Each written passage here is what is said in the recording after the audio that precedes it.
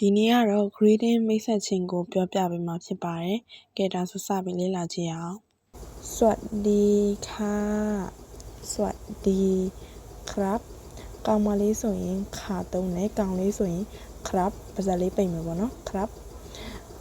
အဲ့တော့ခမရဲ့နာမည်ဘယ်လိုခေါ်လဲคุณชื่ออะไรคะအဲ့နေရာမှာကောင်မလေးတခြားတတိထားမှာကျတော့ပုံမှန်စကားပြောတယ်အဖြေဖြေရဆိုရင်တော့ထိုင်းမှာကတုံး၅တုံးရှိရပေါ့နော်အဲ့တုံးတွေက falling တုံးလေးနဲ့ဖြေရမယ်ခအဲ့အတန်လေးပေါ့နော်ဒါမဲ့မေးခွန်းမေးတဲ့အချိန်မှာတော့သူ့ကို high တုံးလေးပြောင်းပြီးသုံးပေးရမယ်ခအဲ့အတန်လေးနဲ့ပေါ့နော်အဲ့ဒါတော့ main ကလေးတတိချားမယ်အချက်ပေါ့နော်ကောင်လေးတွေကတော့ crab တခုပဲသုံးတယ်နောက်ထပ်ခမည်းဘယ်မှာနေလဲคุณอยู่ที่ไหนคะဒီနေရာမှာ high တုံးလေးနဲ့ပြောမယ်နော်คุณอยู่ที่ไหนคะနောက်ထပ်ခမည်းအသက်ဘယ်လောက်လဲคุณ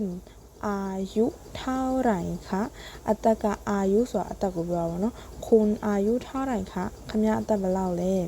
အောင်မှနောက်ဆုံးအပိတ်မှာဆိုရင်ယဉ်ကျေးမှုကိုပြရတဲ့ထိုင်းလို့ကျေးဇူးတင်ပါတယ်ပေါ့နော်ကျေးဇူးတင်ပါတယ်ကိုအရင်တော့ခေါ့ပွန်းလို့ခဏကြားကြရပါတော့အဲ့ဒါကတကယ်တော့အမားကြီးပါနော်ခေါ့